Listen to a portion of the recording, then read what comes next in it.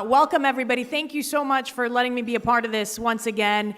You are celebrating 16 years of the Latino Caucus Foundation, and I was kind of doing the math on my way in here, and I think I've been with you guys maybe 9 or 10 years, and if you get 25 kids a year that you're giving scholarships to, and you've been doing it for 16, that's 400 kids that you've been able to help over the course of 16 years.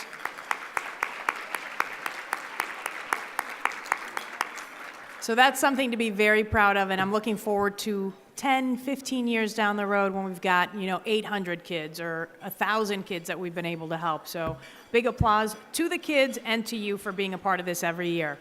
So a couple of housekeeping things I want to remind you of. Social media, is big these days, and we encourage you guys to promote the events and the workshops that you're going to today. There is a hashtag if you're interested. It's hashtag ILLCF 2018 to share some of the highlights and some of the memories from this conference. So make sure you use it on Twitter, on Facebook, all those things to promote some of the work that's being done here today.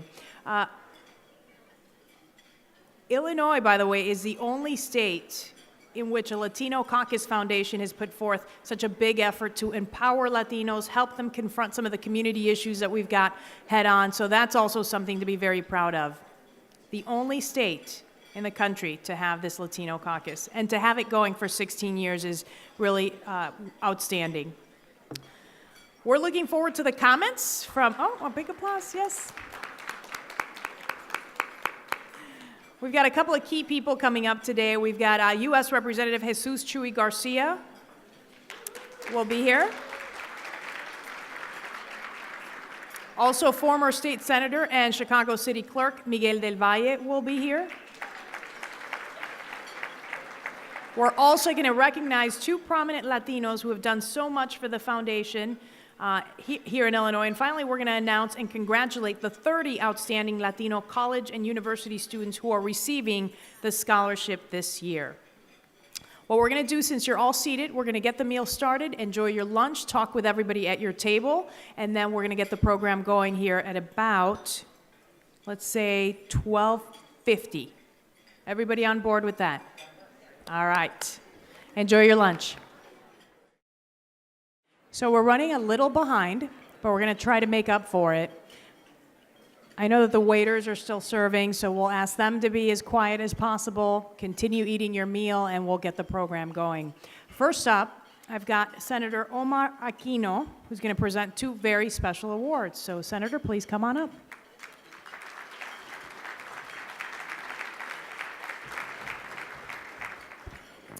Good afternoon, everyone. I'm privileged to be up here today to honor 2 of our leaders in our community. Unfortunately, one couldn't be here today, but I want to start first with our state representative, Cynthia Soto, who has represented the northwest side of the city of Chicago for over 2 decades. Cindy Soto and I got to share representing the northwest side for just a small tenure, because I just started 2 years ago. But in that time, I can tell you that she is an exemplary representative of her district. Just an anecdotal story, when I first went out to knock on doors to run for the state senate, half of the district falls in the representative's district. And when I would go knock on the doors and talk to families in her area, people seemed to know Cindy personally. They would ask, do you know the representative? Do you know Cindy? Many of them actually didn't say the representative. They say, do you know Cindy? And I said, absolutely. And some of them thought that I was trying to run against her, and I was like, no, not at all. And they were a little concerned. But if you look at her vote totals in the races that she had, she did an amazing job, and she would win overwhelmingly because she was a product of her community. She truly was a representative. She reflected that community. She not only did the work in Springfield and would pass legislation that was important for Westtown and Humboldt Park and bring back resources, but she would be in the community doing work, her and her family. And so that's why I would like if her sister, Miss Alice Morales, would come up and receive this award.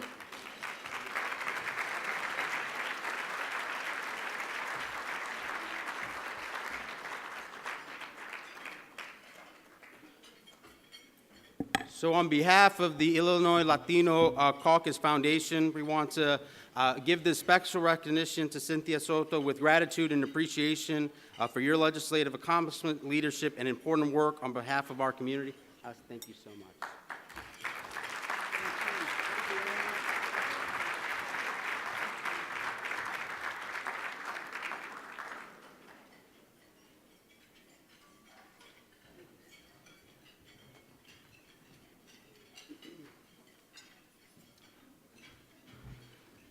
So this next person that we're going to be recognizing is a leader in our state and a leader in the Latino community and has done a lot in the General Assembly, but was not elected to a position.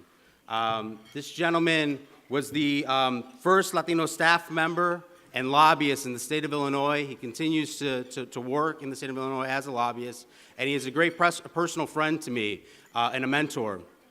When you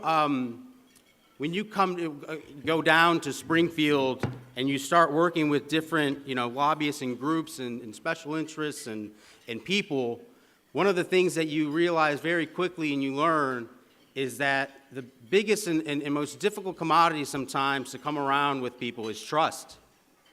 You have to earn that. It takes time. It can be lost very quickly. But Gabriel Lopez is someone who has earned the trust of his community, has earned the trust of many of us that are in the General Assembly, and has kept that trust for nearly over 3 decades. I guess I'll share another personal story. Gabe, many of you all probably know this, and if I'm in Springfield and I see Gabe, yo siempre le saludo, le digo, ¿cómo estás, tío?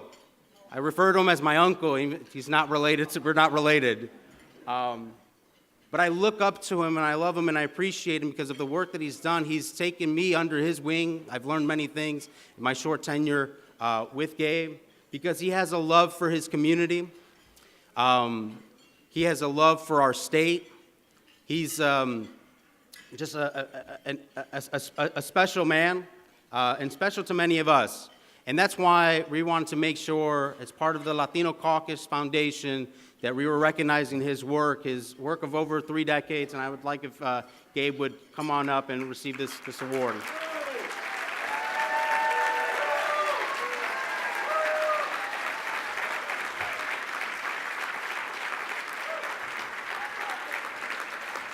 So, Gabriel, in special recognition for the Illinois First Latino Legislative Staff Member and Lobbyist for your outstanding work and on behalf of the Latino community of South Illinois.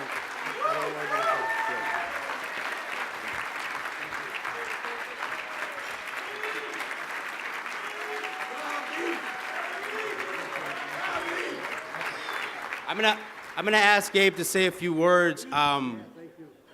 But I wanna address at the table that I'm sitting at, we have some new Latino elected officials that I'm so excited to call my colleagues and gonna be working with.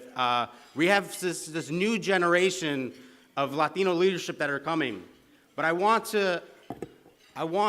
us all to know, and then for the students that are receiving this scholarships and are being awarded this, we truly do stand on the shoulders of giants, and in this state, this is one of the giants. So, Gabe, if you can say a few words, please.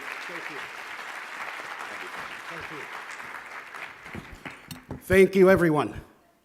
I'm truly honored by this award, and I want to thank Senator Omar Aquino, Dr. Ron Perlman, each and every member of the Legislative Latino Caucus Foundation, which I am a proud co-founder. Now, it was mentioned that I was the first Latino to work for Speaker Mike Madigan.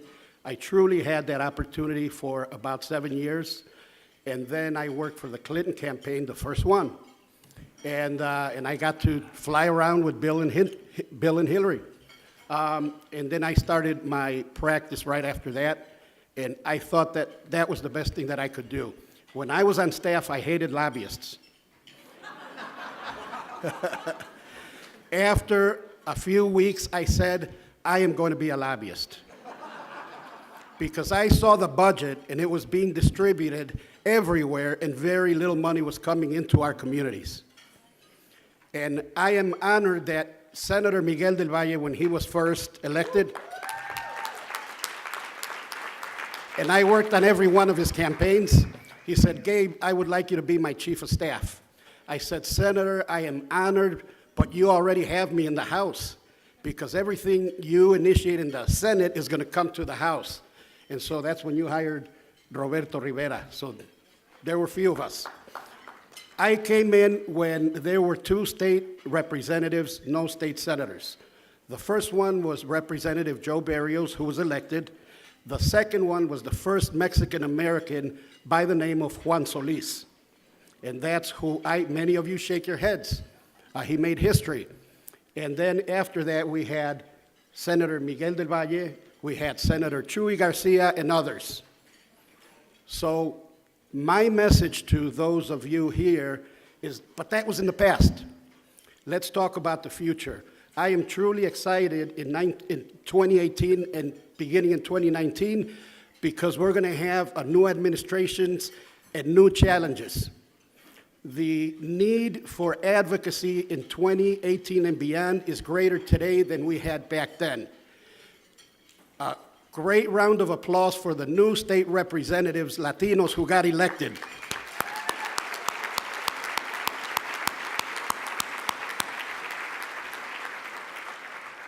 I want to thank my wife, Nancy, my daughter, Stephanie and Kimmy.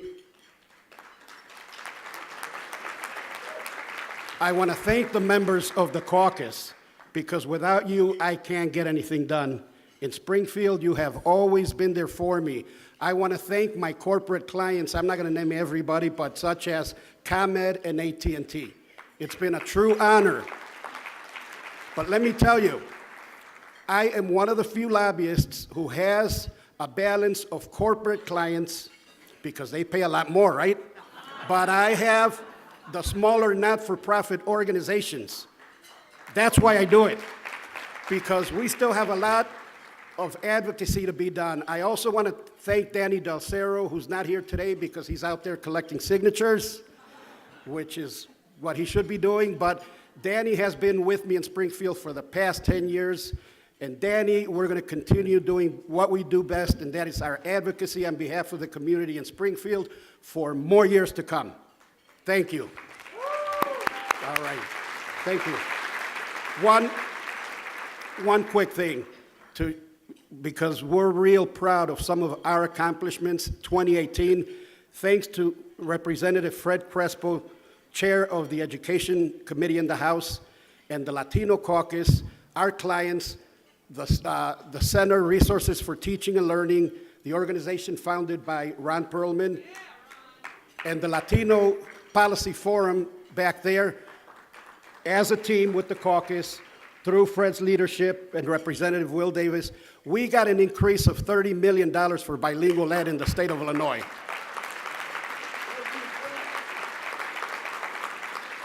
All right, and the second one that I'll mention is the Parent Mentor Program sitting back there. They started off as 8 parents, like teacher assistants, 8 parents in one school. Today, they are close to 1,000 parents working in pre-K through 8th grade, and we got them a huge increase this year, and their program has expanded statewide. So thank you very much. I truly, truly appreciate this. Thank you.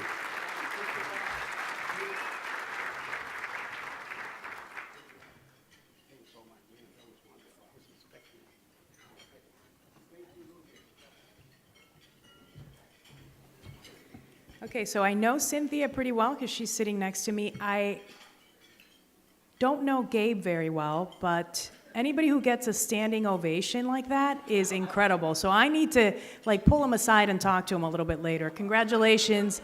Felicidades to the both of you. So we want to continue our program by bringing special comments from U.S. Representative-elect Jesus Chuy Garcia and also former State Senator Del Valle. Representative Garcia could not be here today because of important orientation meetings in Washington. However, if you are following him on Instagram, you may have seen a very fun selfie today of his time in Washington, so take a look at that. He did also send us this video, and I think one of the crew members is going to help me get it played. Muy buenas tardes. Good afternoon.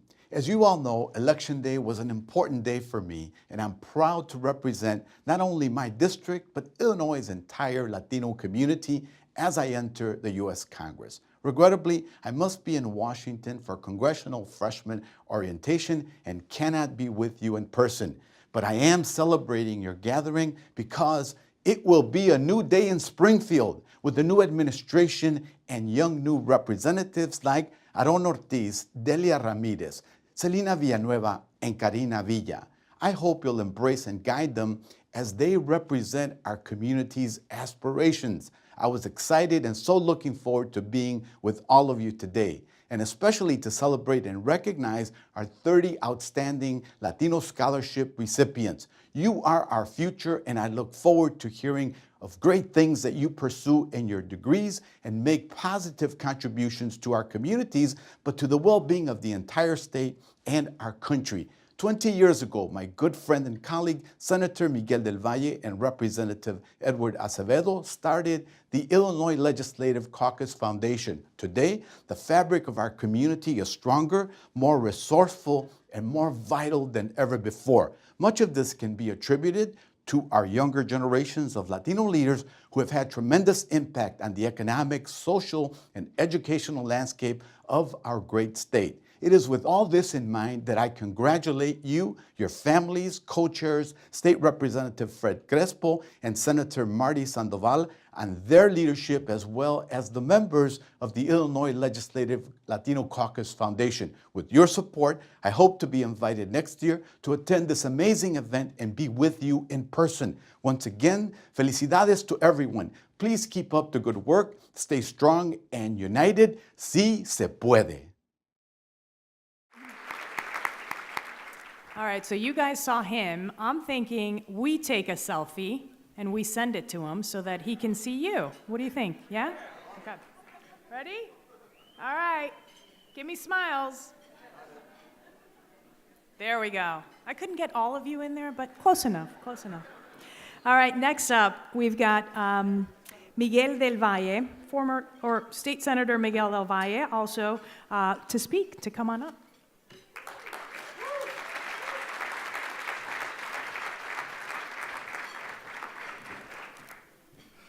Isn't it great to see Chuy in Congress?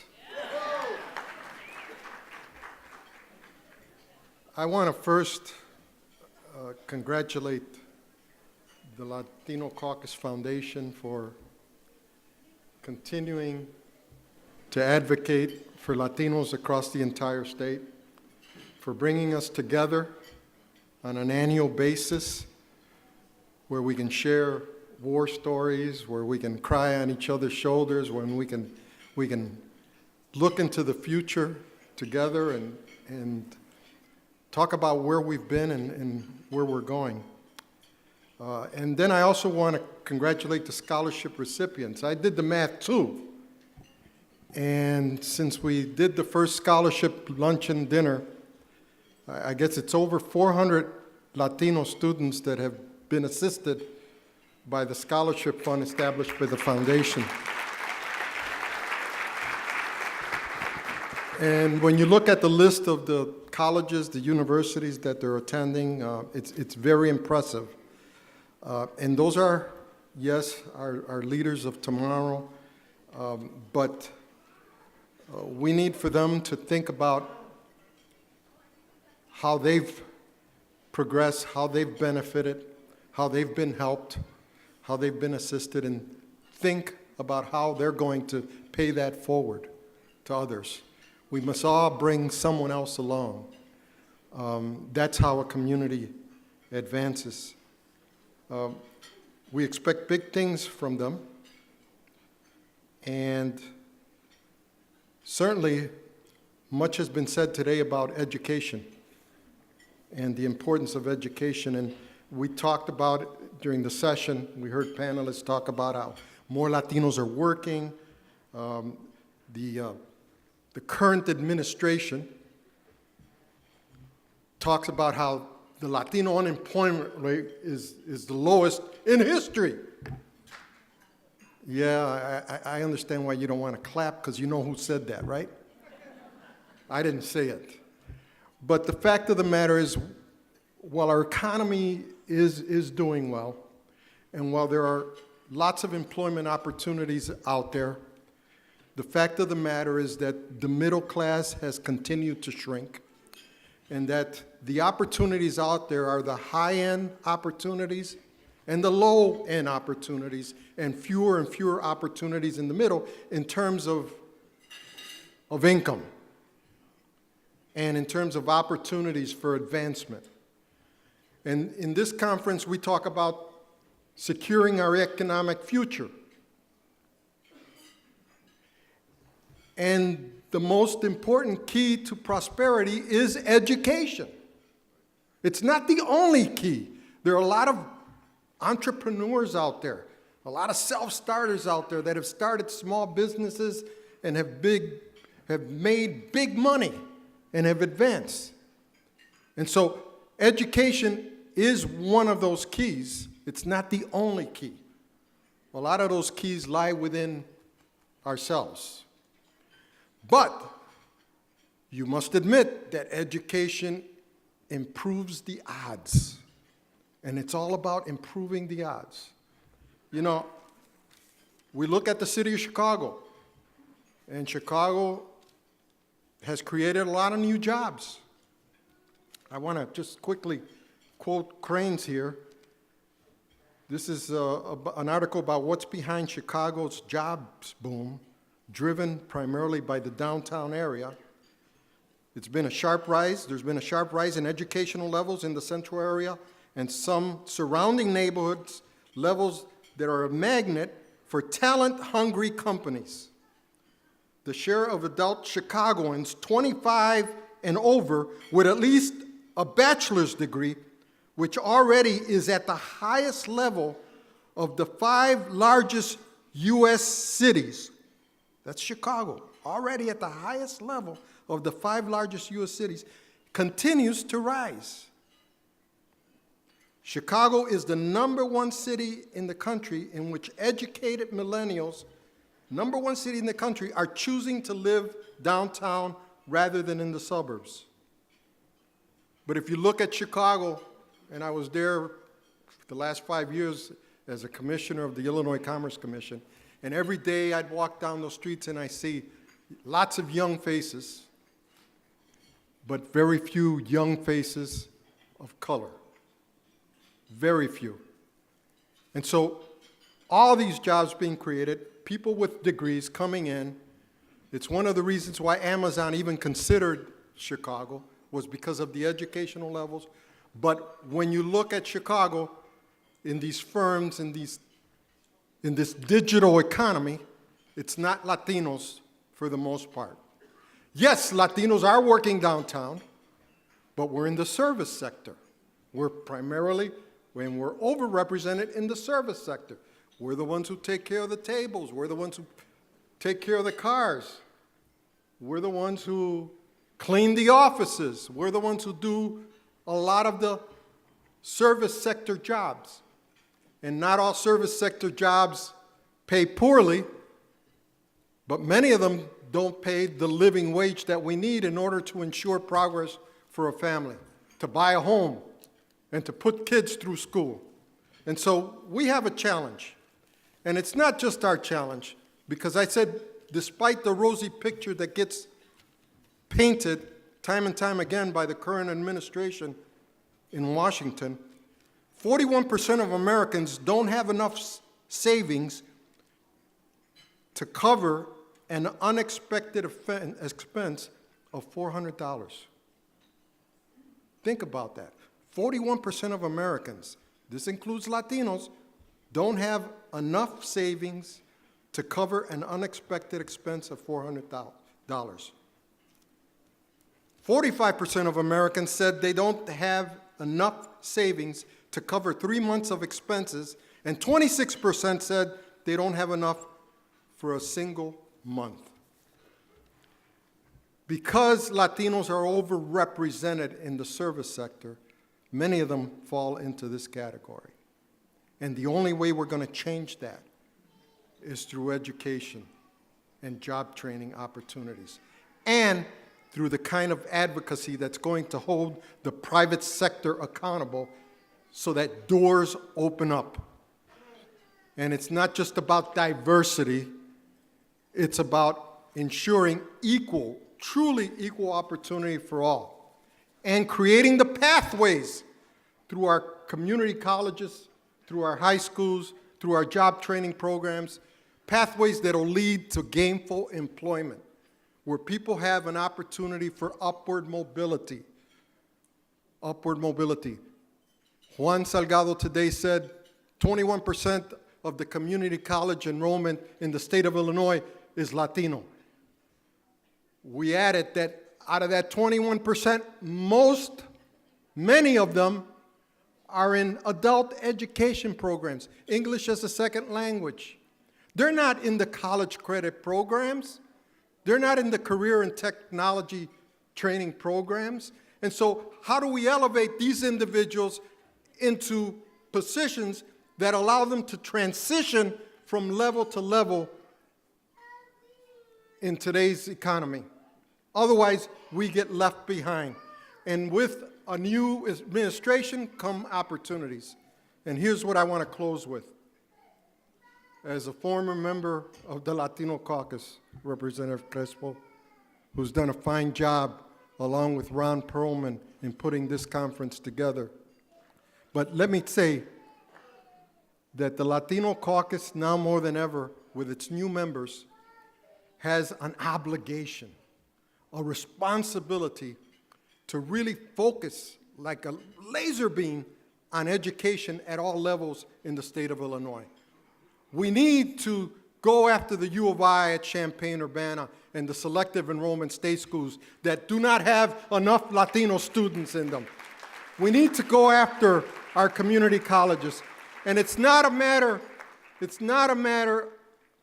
of holding one hearing. It's a matter of ensuring that there are members within the caucus that are going to make education a full-time responsibility, so that these institutions, these state institutions and private institutions, know that they are being monitored, that they are being watched, that they will be challenged, and that they will be challenged by a caucus that has grown in political strength and will apply that political muscle that is necessary to effect the kind of change we're talking about. With the new administration, we've got to make sure that there are Latinos on every single board. ISBE, IBHE, and more than one.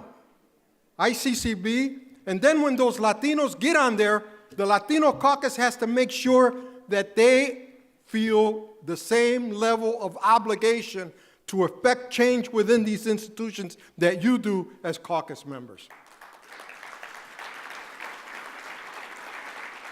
We cannot have individuals in these positions that use them to embellish and enhance their resumes or advance their careers. That's fine. I don't mind someone getting ahead as a result of being appointed by the governor to a position because they're Latino. I don't mind that at all, as long as they feel that obligation to the Latino community and realize that they're there because of the Latino community.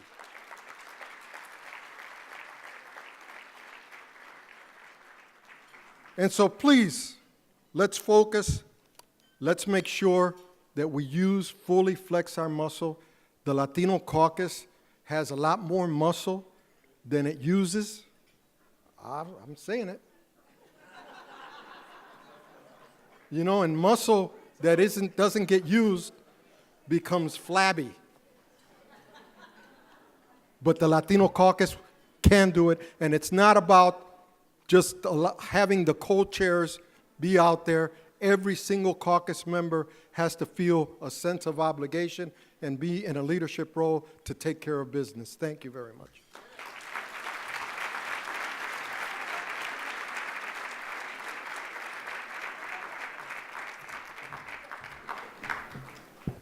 All right, I'm going to call a few people up. Fred Crespo, if you can come on up. It's time to hand out the scholarships, so this is the key moment of the afternoon. And then also, if I could have Vice Chair Michael Gonzalez come on up.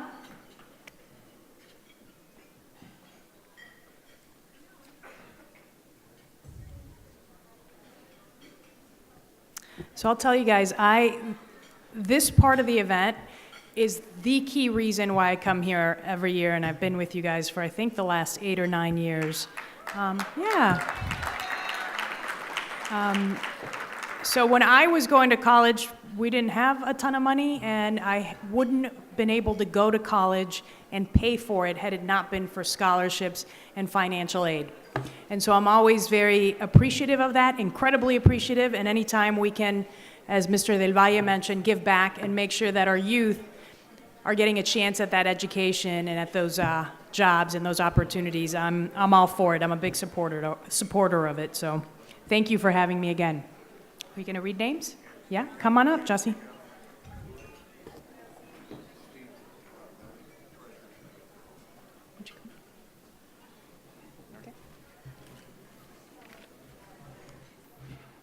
Thank you, everyone. I'm Jesse Ruiz, counsel to the Caucus Foundation. Steve Caramelli, our treasurer, is also joining us. As Lourdes mentioned, now it's the time for the highlight of this celebration and the best part of my day, that I get to take part in this, because we're here to award 30 scholarships to 30 worthy college students to help them achieve their educational and personal goals. Over the last 16 years, the Latino Caucus Foundation has awarded more than $500,000 to outstanding Latino college students, thanks to the support of so many of you in attendance today, especially the many generous sponsors whose financial support makes these scholarships possible. Now, I'm going to read the names of the scholarship winners, and as I do, those that are in attendance, hopefully you will step on the stage. A few are in class and couldn't be here today, but we'll read their names nevertheless. And if you could hold your applause till the end, because it's going to be a great scene of 30 scholars up here that then will deserve one heck of a raucous applause. So we'll begin in alpha order. Andrea Aguilera Villalobos from Dominican University.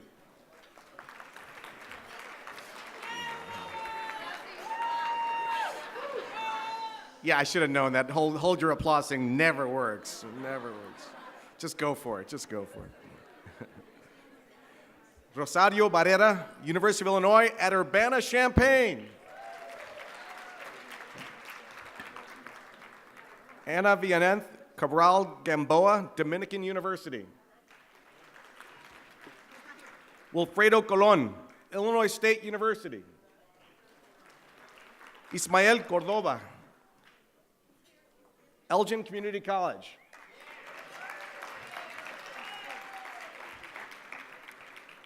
Yareli Cortez, DePaul University.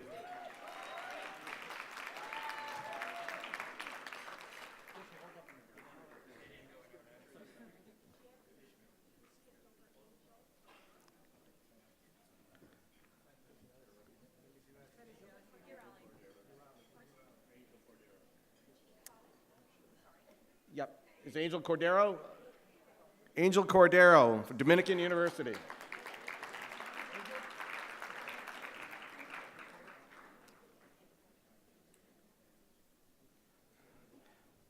I'll slow down a little bit so we can catch up. Yareli. Nicholas Fernandez Rodriguez from Joliet Junior College.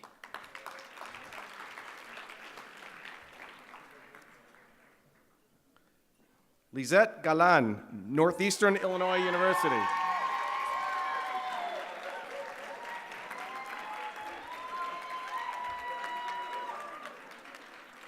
Northeastern is in the house, obviously. Ainsley Galvez, Northern Illinois University. Agustin Garcia, Loyola University. Tatiana Garcia, Aurora University.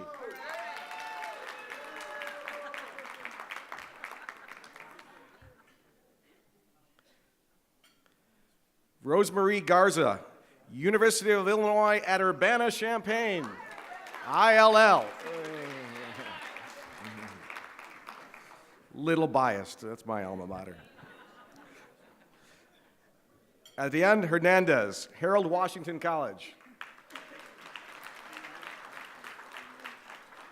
Rocio Hernandez, Loyola University. Jaslyn Jimenez, Lake Forest College.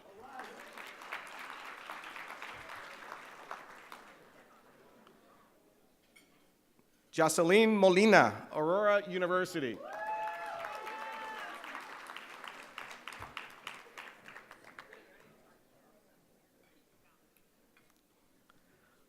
Michael Moreno, University of Illinois at Chicago.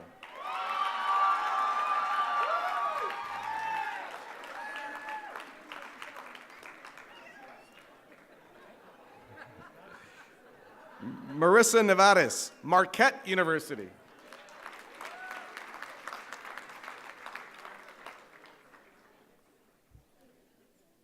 David Paredes, Illinois Institute of Technology.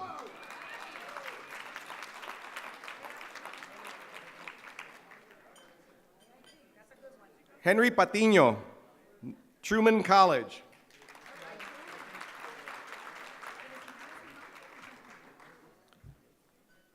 Rosa M. Perez, Northern Illinois University.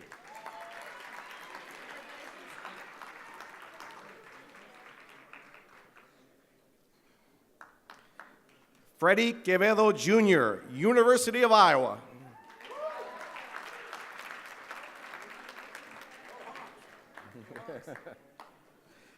Marlene Rios, Middlebury College in Vermont.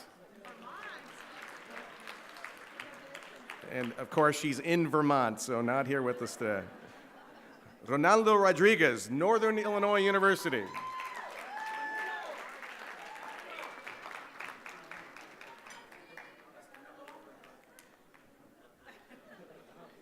Kimberly Sanchez Quintero, University of Illinois at Chicago.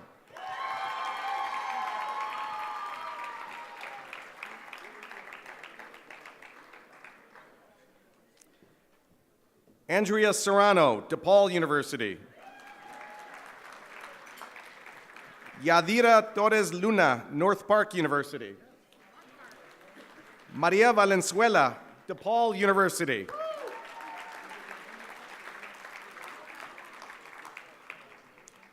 And our last recipient who wasn't able to be here with us, Andrea Vallejo, Aurora University.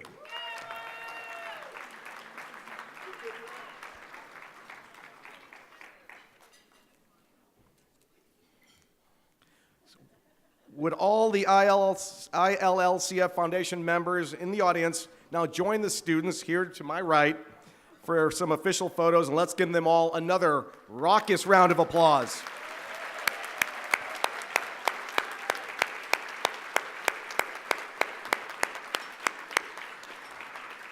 Thank you so much. And again, thank you to all our sponsors for all your generous support that makes these scholarships possible.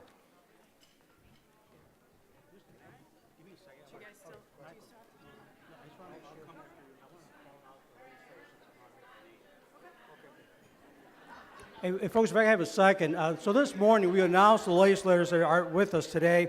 Once again, I want to ask them to please stand up as I call their names, and if you can come up, also take pictures. Marty Sandoval couldn't be here with us today. We have Jaime Andrade Jr. Jaime, are you here? Okay, Jaime's here. We have Omar Aquino, Luis Arroyo, Danielle Berg, Cristina Castro, Linda Chapalovilla, Will Guzzardi, Elizabeth Hernandez, Teresa Ma, Iris Martinez, Anna Moeller, Antonio Munoz, Cynthia Soto, newcomers, Selena Villanueva, and Kathleen Willis. If you could please come and join us up here, that'd be great. Thank you. Okay, it looks like we did really, really well on time. I promised you 1:45, it's 1:38. So that means next year I get those 7 minutes back, okay? I'm going to rush on out of here because I have to make it over to Western and Addison to WGN-TV to do the 4 p.m. newscast. And it's a Friday, and there is a ton of traffic. So I am going to say goodbye. Enjoy the rest of your afternoon, the panels, and please congratulate every one of these kids. They deserve it. Have a good night.